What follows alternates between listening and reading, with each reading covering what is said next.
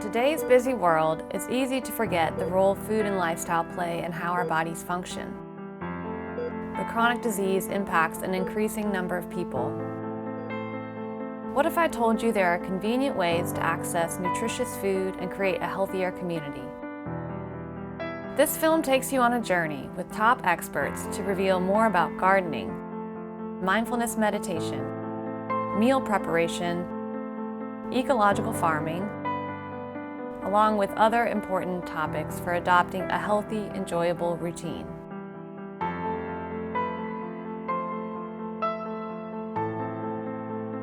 Work with a licensed healthcare provider before making changes to your diet and lifestyle. How can you make this crossing into health? You just need to find that one bridge, the shortest point across.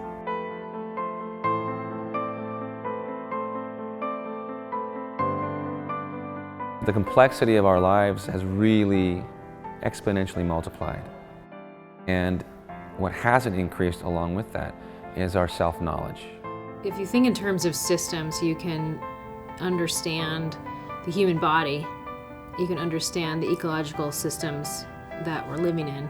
And food is that medium that connects us, I think, to our environment in the most significant and meaningful way. There is not one single component in your life more important than what you're eating.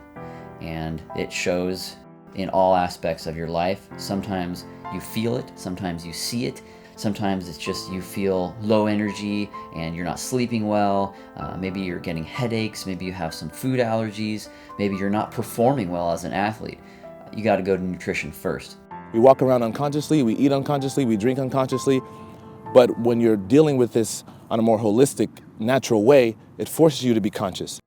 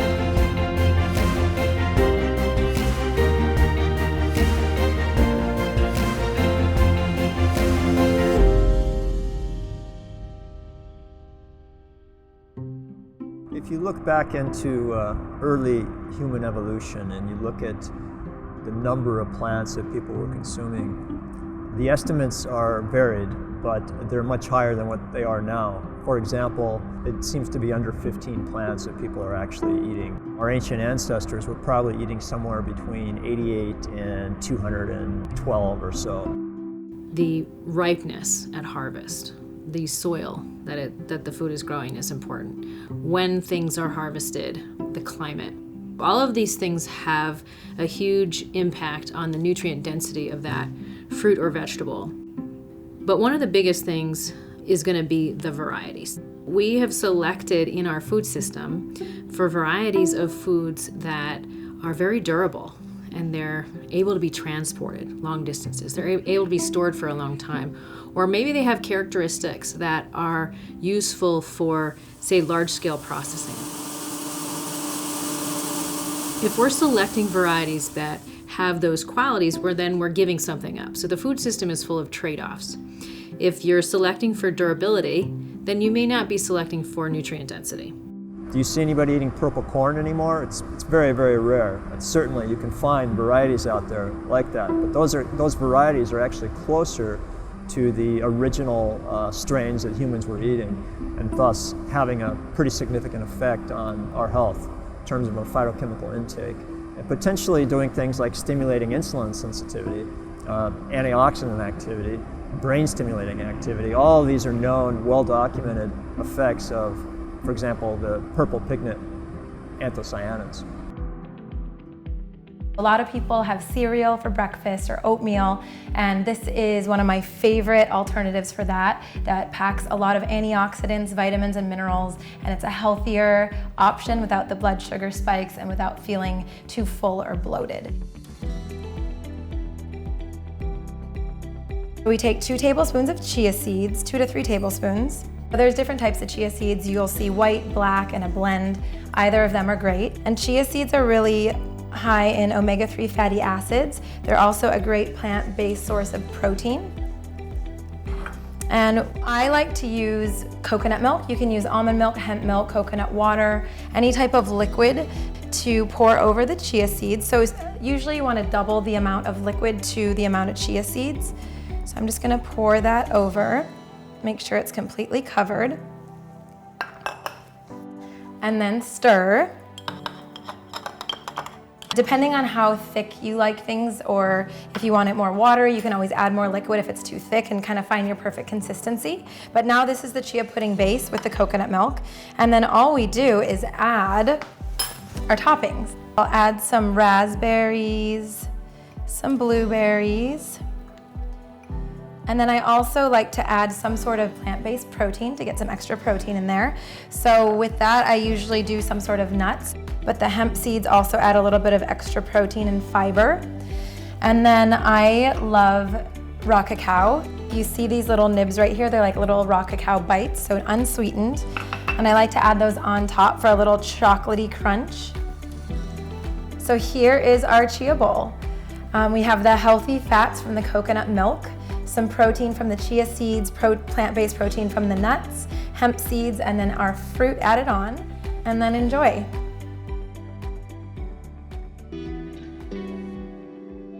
I really come back to the fact that without a broad range of phytochemical exposure and a fair amount of phytochemical exposure, what we're really looking at is a situation where we're setting ourselves up for chronic disease, something that foments over decades and looks unusual to physicians. They don't really know what to do with it because they're looking for an immediate cause. Our top 2 causes of death in this country are heart disease and cancer, and those far outweigh the other 8 of the top 10. These 2 diseases or types of diseases are absolutely diet related. And unfortunately, our supermarket shelves are absolutely lined with foods that will take a long time to die. They'll last for a very long time, but they're not making a very good contribution to human health. We have a significant amount of wheat products, we have a significant amount of corn, we have a significant amount of dairy in our diet, where some of these things were supposed to be condiments. The kind of fats that we tend to encounter in fast foods and in prepared foods that sit on a shelf for a long time, these fats are designed or are used because they don't rancidify, they don't change well. In fact, they're close in structure to plastics. You don't want to build your brain or your nervous system out of plastics. Our hair, our fingernails, our skin, our organs are made up of fats and carbohydrates and proteins. Our brain is mostly fat. The types of fats that we're eating are going to affect our brain health. It's going to affect our risk for mental health diseases. We often think that depression, anxiety, and other mental health issues are rooted in something separate from diet and lifestyle. We embrace a mental health issue as a normal part of who we are as a person. The brain is an incredibly complex machine that needs the right fuel. A mental health disturbance can result from poor sleep, food allergies, environmental toxins, nutrient deficiencies, and stress. Speak to your doctor if you think any of these items might be impacting your health. It's amazing what the earth will do for us in that there's so many herbs out there and so many plants that grow, and our bodies have such diverse needs of the kinds of vitamins and minerals that we need to be taking across the seasons. And so by no coincidence, the earth is producing for us herbs in the spring that are good for cleaning the blood, cleaning the liver, and moving the lymph through the body.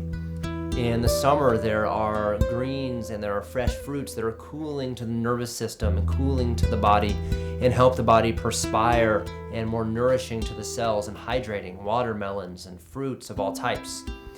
In the fall, there are berries and foods that happen to be able to be stored for many months that we can use to nourish ourselves over the winter, and roots that enhance our immunity and create a resilience in the body for being resistant to the diseases and the bacteria that more easily live in the winter. So we find that by aligning our food habits with the production of the cycles of plants around us and designing our dinners and our lunches around the foods that are seasonally and locally available, that we actually are getting our medicine through our food by listening to what nature around us is trying to provide for us.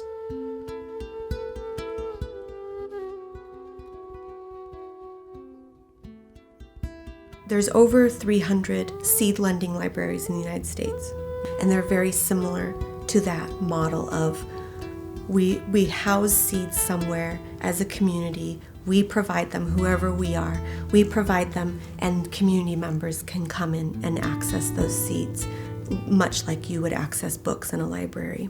So one example was this really great heirloom Italian fava bean that a friend of mine donated to us, and I think he said it had been cultivated by his family for 150 years in the States. They had brought it over from Sicily 150 years ago, and so that is this beautiful example of this heirloom variety had never entered the marketplace. It was cultivated by a single family, and so we grew it out and we multiplied it, and now other members of our community have access to this family heirloom. Something that we've given up is a higher quality nutrition. You can still find that in varieties of produce that we would call heirloom varieties, and you might find these at farmers markets. You might find these grown locally because they don't endure shipping, so you're only going to find them where they're grown. And that is one advantage, I think, to eating locally or eating seasonally, is that you get fresher, you get more nutrient-dense foods. There are 10 companies that own, I believe at this point it's about 75% of the seeds that are sold. So that's 10 corporations that control your food. If you want a healthy food system, you need a healthy seed system. It's time for us to pull back the curtain and take a look at our seed system and realize that we all need to participate in one way or another. Go and to a seed swap, save seeds, or buy seeds from a small or even a medium-sized company that really holds your values.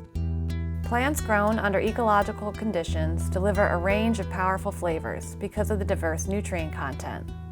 A robust ecosystem in the soil, heirloom varieties of seed, and natural farming methods help boost the nutrient density of food.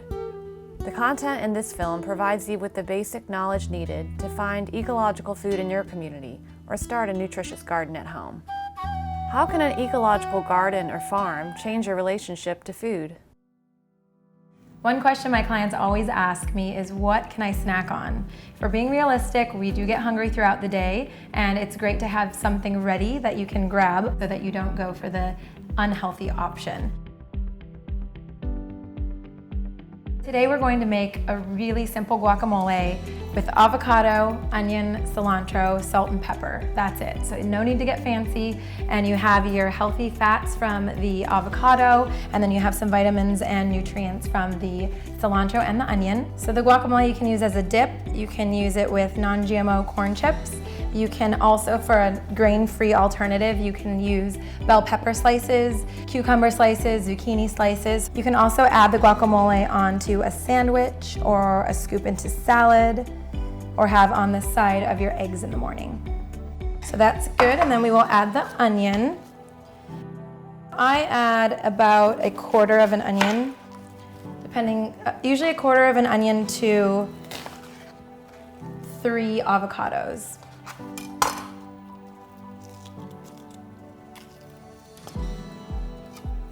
And you can use red or white onion. I do prefer white onion in mine. Okay, so once you've diced the onion, That in, so a handful of that. And then time for the cilantro. So I usually just grab a handful. So almost half of the bunch of cilantro, and it's already been washed. So you want to make sure to wash it, especially if it's organic. It might have some dirt and a few bug friends on it.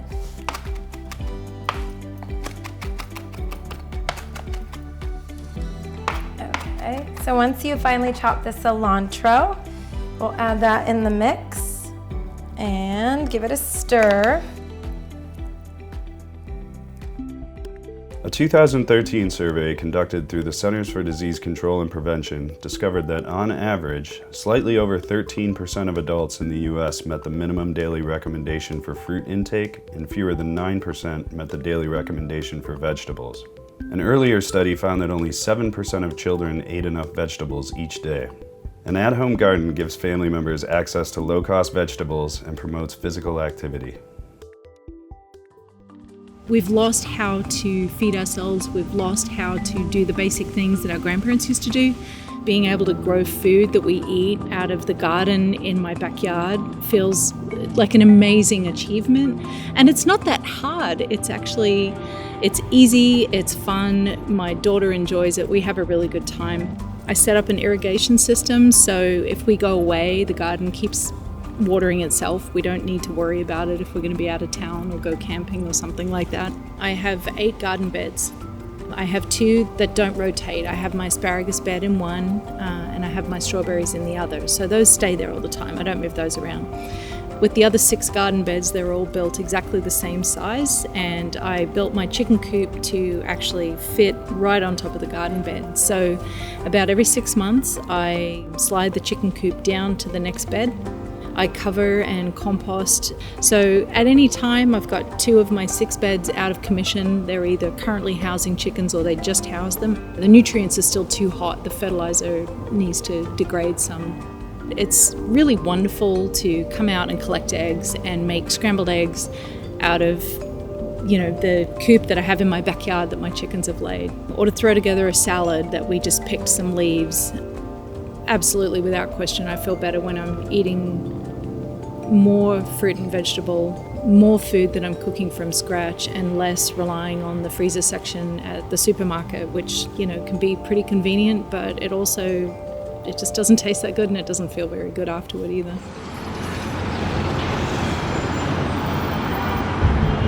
We're standing out here today. This is called Victory Greens, and it's been a brainchild of mine probably for the last 10 years. One of my goals of establishing a rooftop garden is, actually there's three reasons. Number one is to offer people a connection with real food. Seeing how it's grown firsthand allows you to appreciate it. Number two is start the conversation of changing our food system.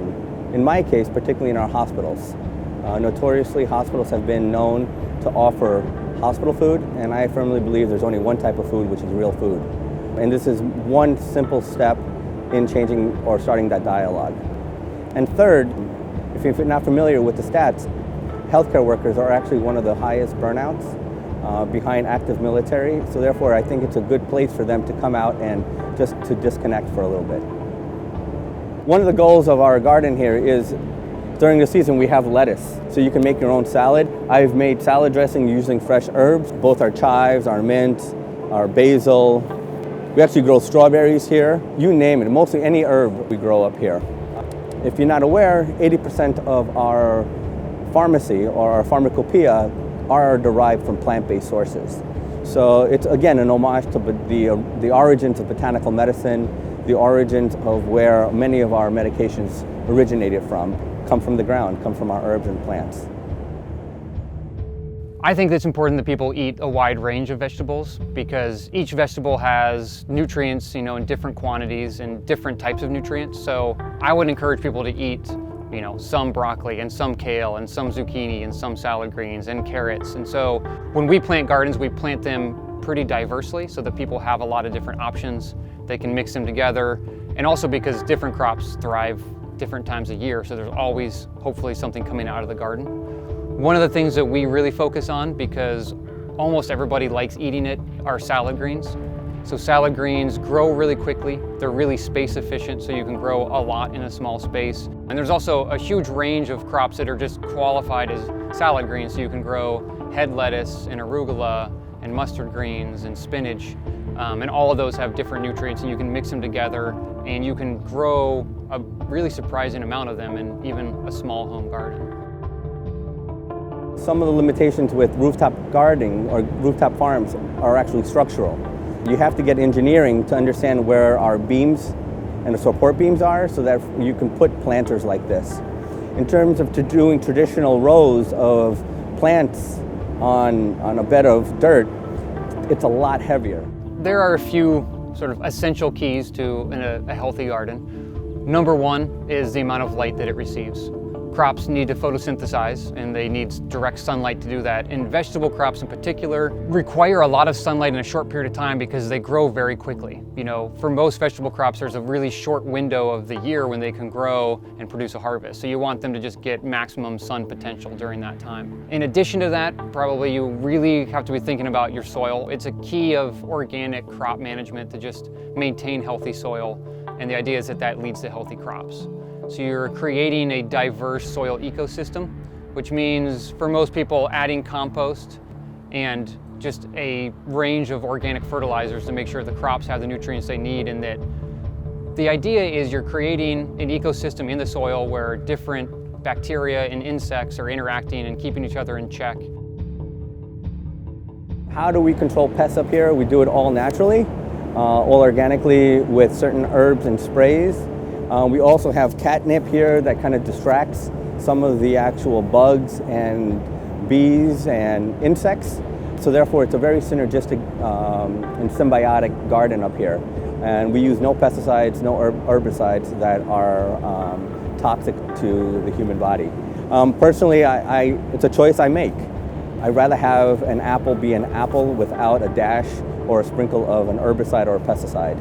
As someone who started this garden, is that I don't want to feed that to our employees and our staff and our patients. So therefore, organic was very important for us to establish an organic farm up here. Pest pressure is always an issue in an edible garden, no matter where you are. And pests can range anywhere from almost impossible to see tiny insect to a deer. With very large pests, you almost have to exclude them physically from the garden, which means building a fence or putting the garden in a place that they just can't get to. But with smaller insects, the key for organic gardening is planting a really diverse garden and surrounding it ideally with flowers. You're kind of creating a diverse ecosystem around your garden. So you're planting flowers that attract insects, and those insects feed on the insects that are trying to eat your crops. And you're kind of just like creating a dynamic system where all the different species are keeping each other in check and nothing's getting out of control. One of the problems with industrial agriculture is that everything's grown as a monocrop, which means there's only one crop in one place. So if a pest for that crop shows up, there's nothing to keep it in balance. It just goes out of control, and the only thing they can do is spray a chemical on it to try to kill it. I think that knowing that many of the chemicals we use in food production are carcinogenic is good information. And we probably ought to start considering how do we wean ourselves off of some of these especially toxic chemicals.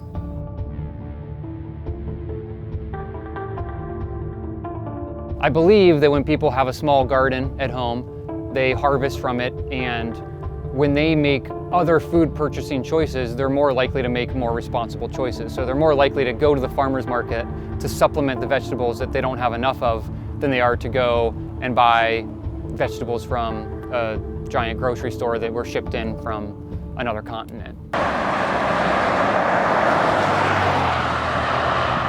CSA stands for Community Supported Agriculture. The idea is that you're growing vegetables for your immediate community and not for some distant distribution system. You're feeding the local community and they're financially supporting you. We make sure you've got the staples that you really like: onions, carrots, salad greens, and potatoes. We try to have those available every week, and that's something else that people say is, well, these are the things I always buy. Am I still gonna have to go to the grocery store? And you may still have to go to the grocery store occasionally, but we try not to send you there for staples. If you make, say, fresh vegetables or prepared vegetables part of your regular diet, you're going to start to prefer those flavors.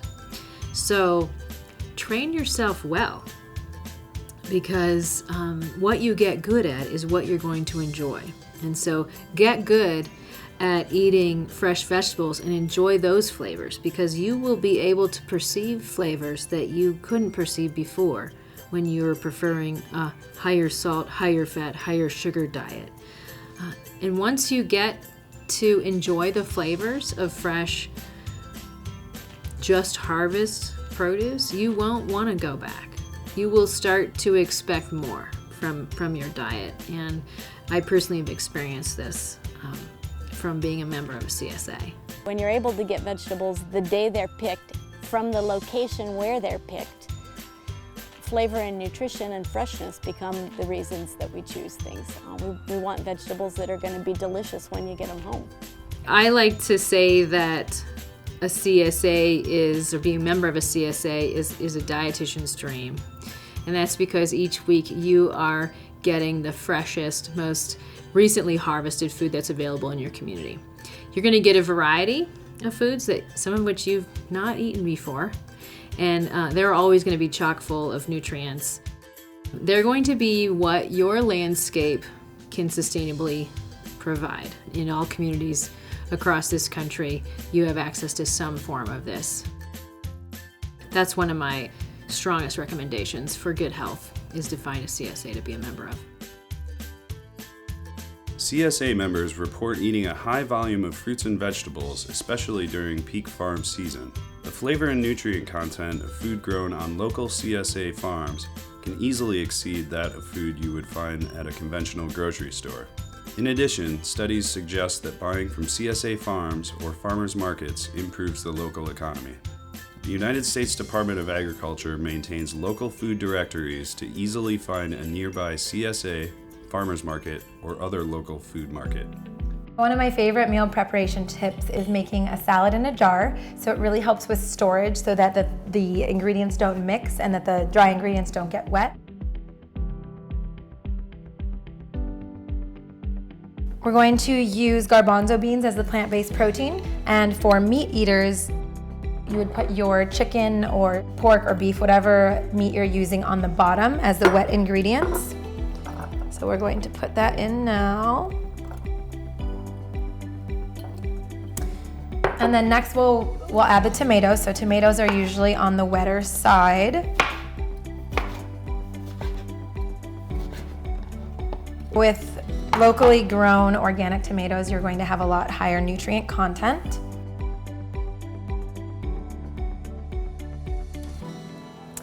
So after that, we'll add a little bit of bell pepper.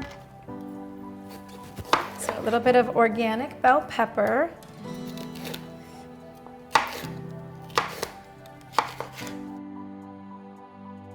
And red bell peppers are actually the highest source of vitamin C.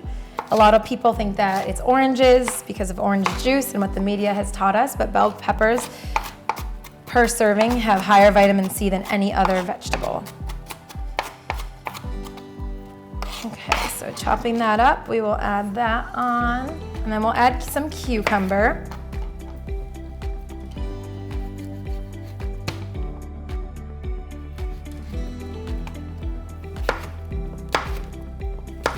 So again, we're doing the wetter ingredients on the bottom and then the drier ingredients on the top.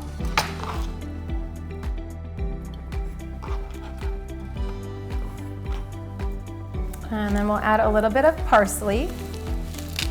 So this is kind of like a Greek salad. I don't have the olives or pepperoncinis, but you can add olives and pepperoncinis. And the parsley is just a really great fresh thing to add in, helps with detoxing, and adds a really great flavor. So parsley next. And then we add our lettuce. So you can choose any type of lettuce that you like, collard greens, kale. Today we have some organic romaine lettuce that we'll use.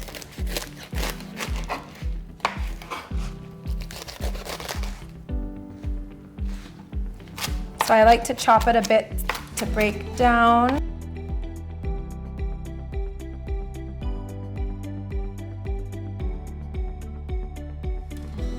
And then you're done. You have your salad in the jar. You will seal the lid on. And you can make a few of these at a time. So with meal preparation, I would have my clients make maybe 3 or 4 days worth of the same salad, same order, and then you have them stored in your fridge ready to grab on the go. And for dressing on this, I would add just olive oil and lemon juice. So it's really simple, really refreshing, and just a very, very simple thing to do on the go. We explain with kids that if they can eat a rainbow of fruits and vegetables, then they'll be getting all the different phytonutrients in order to help their body in all the different ways. So for example, we'll go on a rainbow scavenger hunt and we'll try to find all of the red fruits and vegetables, and we'll talk about how red fruits and vegetables can really help your heart stay healthy. We'll talk about yellow and orange vegetables and how they can help your immune system. Green vegetables can help your digestive system and help you have healthy bones and teeth. The kids will go through and actually find all the different colors of the fruits and vegetables. They'll draw all the different colors of them. They'll taste all of them. And at the end of the day, they can actually tell us back what all the different colors of fruits and vegetables means as far as what it does for the body. We're an urban farm based in the city of Portland that promotes sustainable agriculture, community development, and access to good food for all. Our main programs are around education and access to food. We really believe that all people, regardless of geography or race or socioeconomic status, should have access to nutritious foods. We have our farm operations, which is farming about 6 acres of our 16 acres. We sell those fruits and vegetables to a community-supported agriculture program, also known as a CSA. So we have about 90 members in that program. We also run a farmers market called the Lentz International Farmers Market, which is a market we run just down the road. We also run a lot of on-site education programs, including family cooking workshops, nutrition workshops, and then on-site field trips and camps for people of all ages.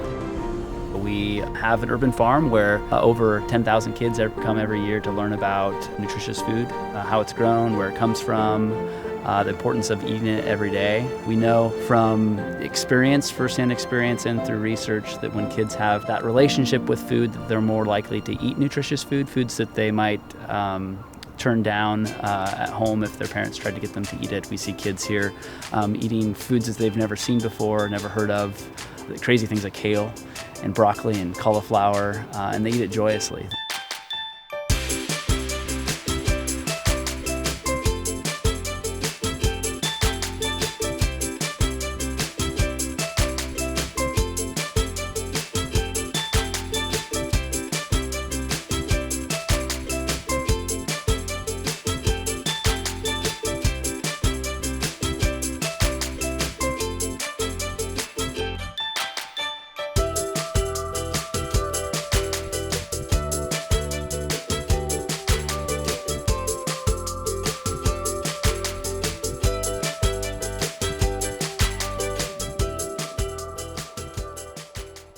We find that when kids have an active role in the planting and the harvesting of fruits and vegetables, that they tend to be more invested in eating them and enjoy them more.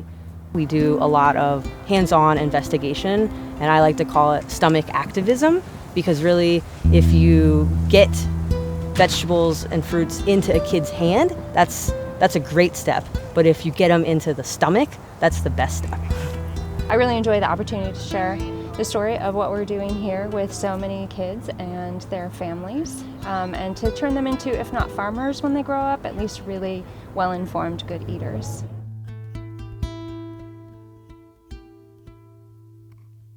Researchers at the University of South Carolina experimented with an innovative approach to ensuring kids consume an adequate amount of fruits and vegetables while they partake in summer day camps.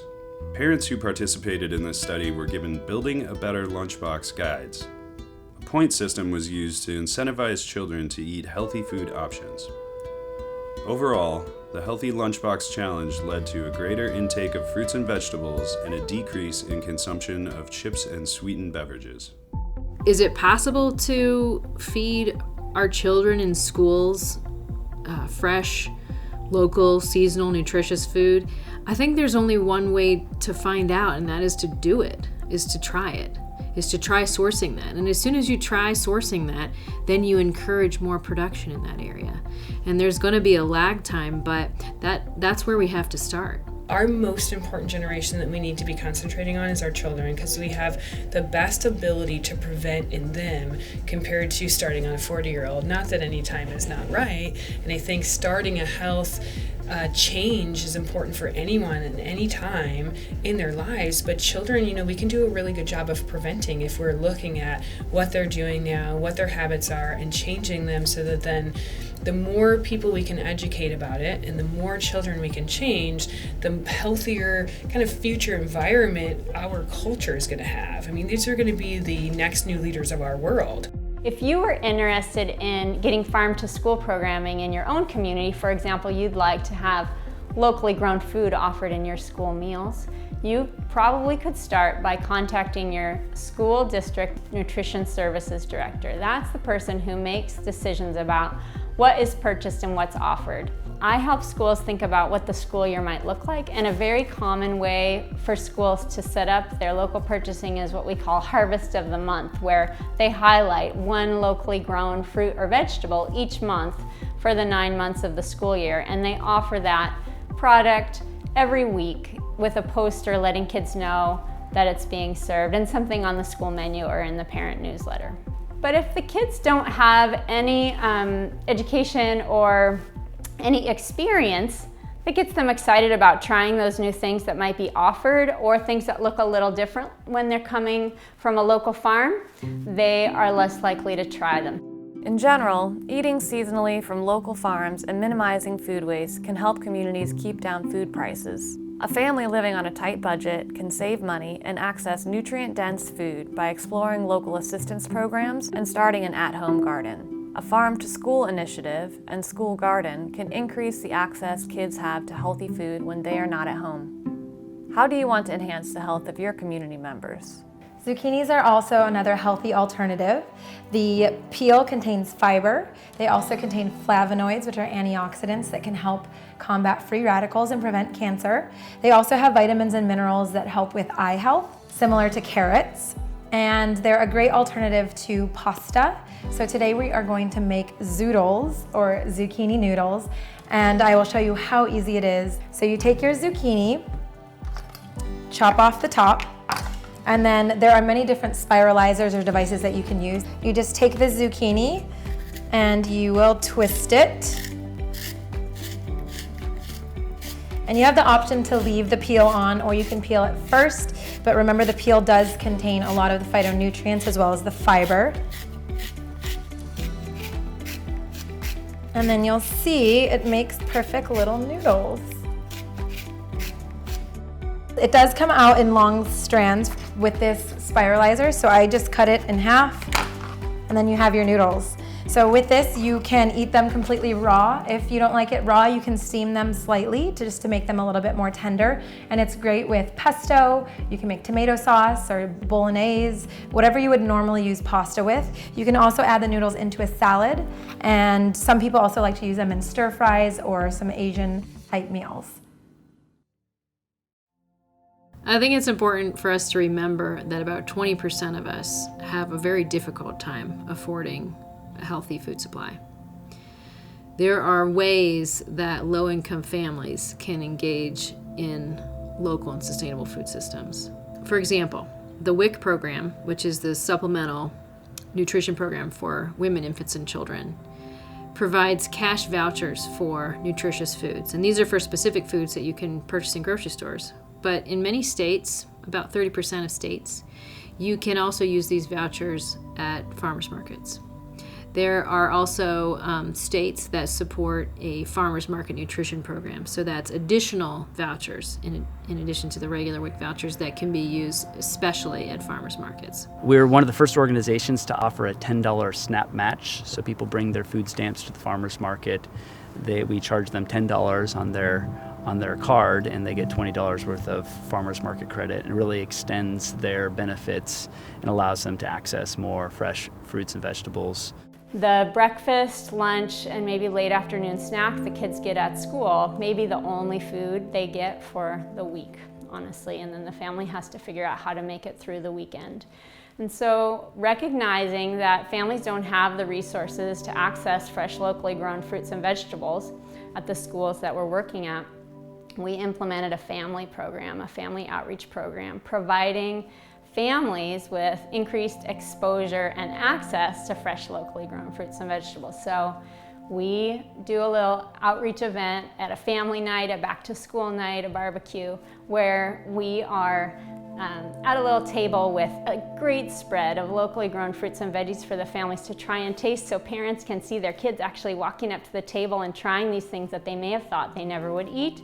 And then coupons that the families can use to come back to the farm or farmer's market that they can use at those sites. Community-supported farms often have options for low-income members, whether it's a subsidized share or a sliding scale share or an option to work on the farm in exchange for a share. We are a working farm, so an important part of our work here is actually growing food. We hope to be a model for other organizations, for farmers. A lot of our food, the vegetables that we grow in our field, are going to people who need food most.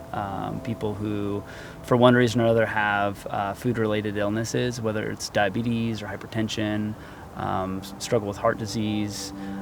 We get lists of people who opt into what's called our CSA Partnerships for Health program. So these are lists of people who have been screened for health-related, diet-related illnesses. And we've heard great results. People who have had liver disease and have been able, because of the change in their diets, eating more vegetables, have been able to come off their medications, and they're improving their health. You know, like a lot of people in this country, we're really interested in investing less in medical care, less in the pharmaceutical industry, and more in getting people to eat fresh fruits and vegetables to prevent themselves from needing medical care and needing medicines. Really looking at vegetables as the modern day medicine. I think that we really ought to account for the cost of inexpensive or cheap food. I think that someone's going to pay, you know, whether it's the community for an environmental cleanup, whether it's the government or individual households or insurance providers for inflated healthcare costs as a result of having a food supply that's degrades our health rather than supports it. Someone's going to pay down the road, and I think we better get together as a society and decide, do we want to be preventive or do we want to be reactive? Do we want to just treat disease, or do we want to actually be more proactive about not having these diseases? For about the last 10 years, 14 food ads are shown in every hour of television. That adds up to about 5,000 per year, cumulative exposure from someone's annual television viewing. The good news would be that over the last year, that's actually come down from 14 to 13. The bad news is that most of the evidence suggests people are seeing more food ads, unhealthy food ads for the most part, than ever before, because what's happened is the food marketers have shifted from television to digital media. Contemporary food ads don't pitch the product. They're not oriented to the cognitive side of our brain. Instead, they're targeting affect. They're trying to tell us that we need to be cool or we need to be hip. And the best way we can be is to buy this new drink or to try this new snack food.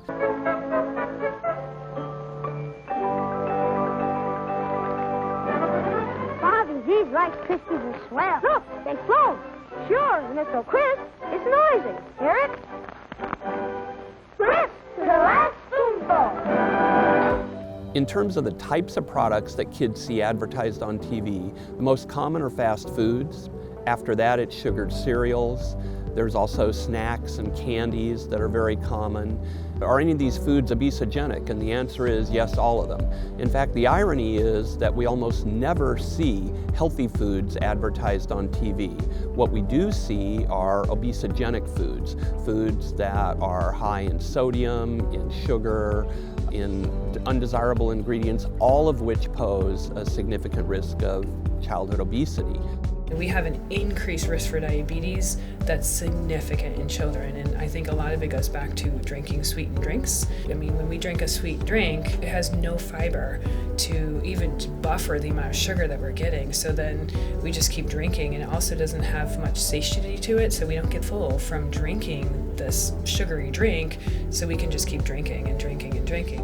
We started seeing sodas being sold in larger and larger volumes, with moving from 8 ounce to 12 ounce to 16 ounce to 20 and 24 ounce and 32 ounce big gulps and the 64 ounce double big gulps. 1 or 2 sodas a day increases your risk of developing type 2 diabetes by something like 26%. You don't even have to be obese to develop type 2 diabetes. Flooding your system with sugary liquid is very damaging to your system. Half of these kids, we change their diet and their behavior changes. They calm down, they're more relaxed, they're better able to attend to their studies, their brains function better. When I am brought, for instance, ADD kids, and I've seen this many, many times. A mother brings me a child. My child has ADD.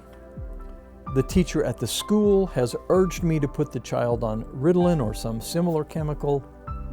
The child is disruptive, he doesn't study well, he's up and down all the time, whatever the case may be. We make a dietary change in that child, and within 10 days, the teacher is thanking the mother for putting the child on Ritalin, but the mother didn't put the child on Ritalin, she changed the child's diet. We know that in California, among teenagers, consumption of sugar-sweetened beverages is still going up because of the energy drinks. We have a serious problem, it's a continuing problem, and we have to take steps to try to get people to drink less of these beverages. Most all of these companies employ psychologists, developmental psychologists trained in child background, who do market research. Now, a lot of people in America might think it's not really ethical to do market research with very young children, that would be exploitative, it's too easy to manipulate a young child. And so when we were conducting a hearing on the Institute of Medicine panel that reviewed the food marketing research, we had people from various companies who came and wanted to testify before us. One of them was a vice president from McDonald's.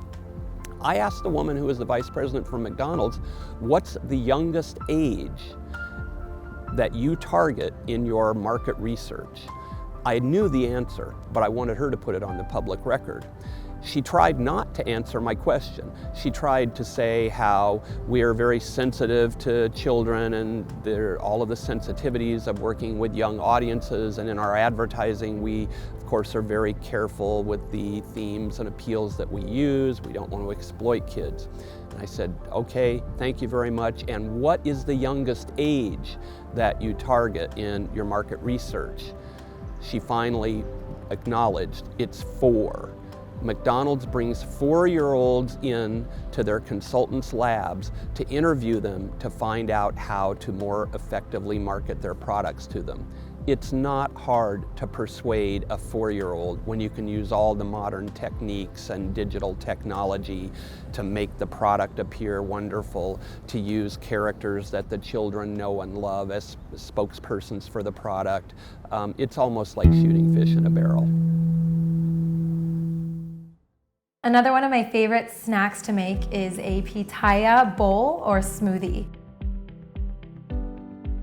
Pitaya is also known as dragon fruit. It is very bright magenta fuchsia color. It contains a lot of potassium, magnesium, and also has little seeds which have some omega-3 fatty acids in it. It's very low in sugar as compared to other fruits, so it's a really great base for a smoothie. And it tastes good and is packed with antioxidants and a lot of health benefits. And the little packs, they're little frozen packs that look like this, so frozen smoothie packs. You will just cut off the top, put it into your blender. I'm gonna do 2 Pitaya Plus packs to 1 banana. So you can have the banana frozen or just put it in. And then I will add a little bit of coconut milk for liquid. And for liquid, you can choose to do almond milk, hemp milk, coconut water, whatever works for you. And you can always add more if you want it to be more liquidy. I'm also going to add some chia seeds. So just adding some fiber and helping stabilize blood sugar levels. And then a little bit of hemp seed for some plant-based protein. And then we blend.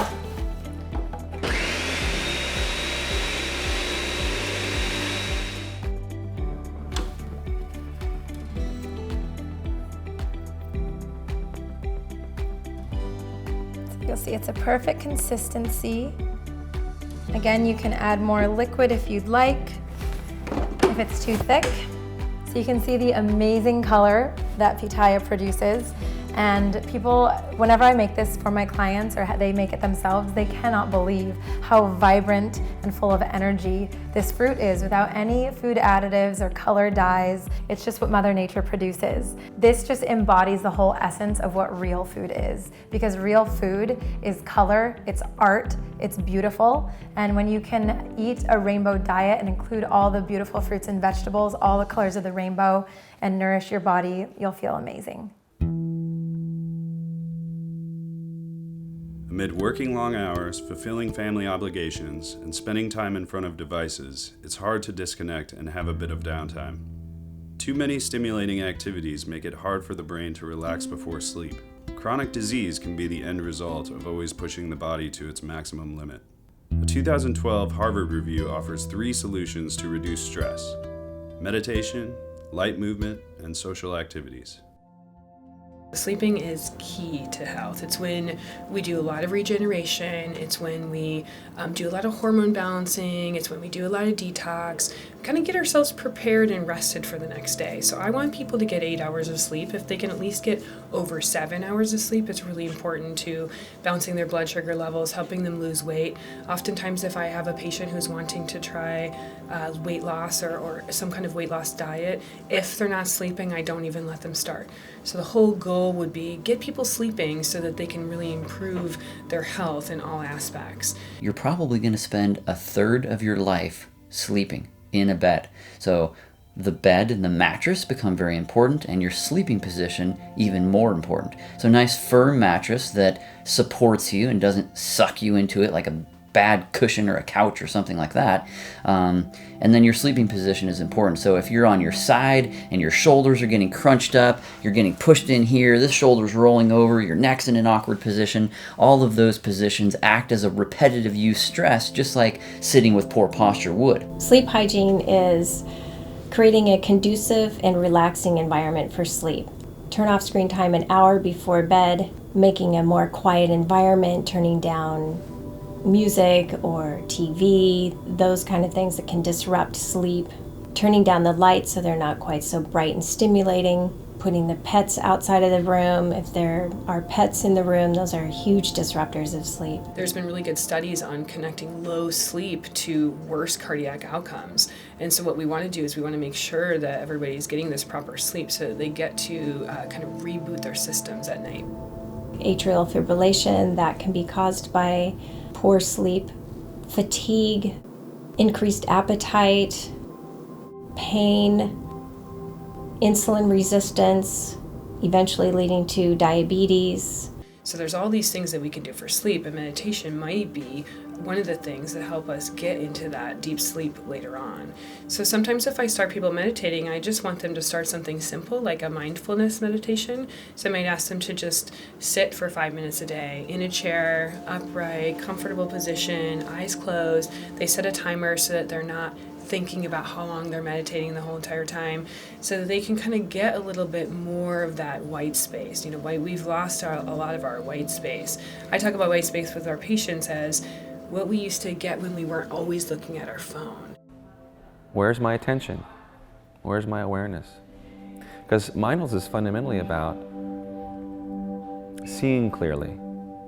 I want to really see myself, what it means to be a human, clearly, and then not out of the context of my life, but in the context of work, family, relationships. Mindfulness is about complete non-judgment. So it's not judging what you're going to get out of the meditation. It's not judging yourself for how well you meditate. It's just kind of getting that time to sit and be calm and breathe and try to stimulate a little bit of your rest and digest system. It's really important for you. So the fundamental question is, what is the biggest obstacle to choosing a healthy outcome and the path that leads to it? Staying on that path. It's the mind, and it's the emotions. Understanding how the mind helps and gets in the way. Understanding the emotional reactivity around discomfort, exertion, changing habits, not being satisfied by comfort foods, having to feel deprived. All those things will create strong resistance and reactivity. If there isn't a method to deal with that, then only the people who are naturally predisposed to exercise and disciplined food are going to get the best results.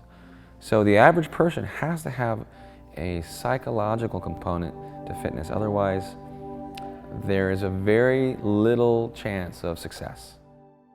And we have our common culprits, which we all know is sugar in donuts, cookies, cakes, processed flour, grains that have been stripped and then re-enriched of their nutrient content, foods that are low in fiber, all these types of things, they rob your body of nutrients. And then when you ask your body to run, which it needs nutrients to run, the body's like, well, I don't have that. So this is when we come with cramps. This is when we come with our bones start to become brittle. This is how we start to become mentally fatigued. Knees, shoulders, low back. Low back pain is one of the most common things that everybody has. This can certainly be affected by our diet. There is a truckload of research that shows simply walking 30 minutes a day can go a long ways at defeating the potential for chronic disease, diabetes, heart disease, depression, so on and so forth. Something easy is every hour you sit down at work, take 5 minutes to walk around. During every commercial, during your favorite show, or during your favorite 2 or 3 shows the last 2 or 3 hours, you get up and you just move. In our modern society, technology is everywhere, information is everywhere. Most people have cable TV, and I'm pretty sure that there's an exercise channel you can do. There's YouTube. I mean, there's 90-day yoga programs, there's 90-day weight loss programs, there's 90-day get buff programs. I know people who play on their Nintendo Wii. In the comfort of their own home, they go buy a video game console and it tracks your weight, it tracks how much you've lost, your BMI. But the number one thing is to beat that stagnation, get out of that stagnant mode. Stagnant physically in your own body, and then that stagnation that's in your mind. So you can break that by talking to people, you can break that by going on message boards. Internet, there's a group for everybody. Local gyms are around. Movement. Movement is key. Movement in the body and movement in the mind. Living a healthy lifestyle can be really, really daunting, but sometimes you just need to pick 1 or 2 things that you're going to do to help increase your health. And these can be as simple as packing healthy snacks, taking 5 minutes and moving your body, as simple as going on a walk, taking time to really center, whether that means you're going to church or you're doing yoga or you're just sitting and feeling your body. However it is that you get in touch with your body and your spirituality, just incorporating that within your routine. As little as 1 minute a day can really make a big difference on your outlook and your state of mind, which is a huge part of your health.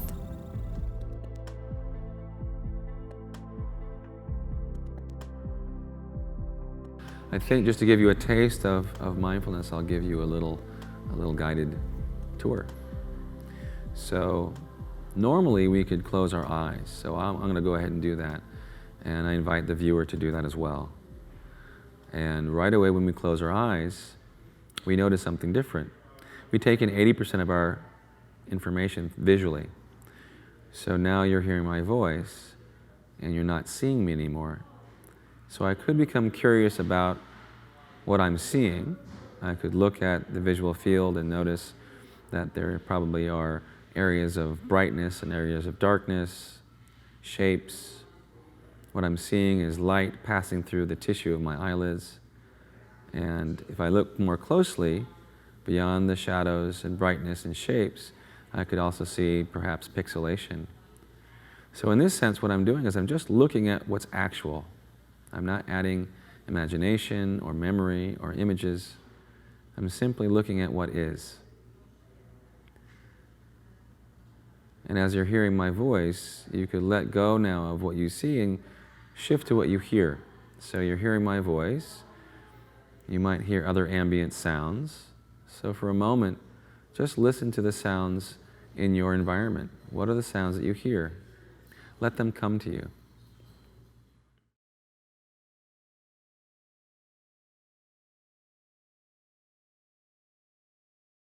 And it might be that you hear sounds and your mind right away tries to name them, and they could even trigger associations. If I hear a trash truck, I might realize, oh, I forgot to put the trash cans out today. And that might spin you off into a story. Whenever you notice your mind thinking, and you're not hearing sounds anymore, that's a moment of mindfulness. You realize that the thought process has cut you off from the sensory information of hearing. So when I notice that, that's a good thing. You're aware. I gently let go of the thought story and come back to the sense of listening. What are the sounds that you hear now? They might have changed. The mindfulness practice is to remember that in the moment. When I forget it, I tend to be thinking about something. My to-do list, or did I leave the stove on, or something other than breathing. And when I notice that, that's a moment of mindfulness. I notice, oh, I forgot to follow my breath. And then I simply return right away to find, where is my breathing now? Breathing in or breathing out? And so I gently rest my attention on this cycle of breathing without forcing or pushing anything away. I don't have to stop my thoughts. They can be in the background. You can take a deep breath in now and release, and gently blink our eyes open and notice what we see right away. Notice what's in front of us. Let the world in freshly. Colors, sensations of shape, and space, and just know that I'm here.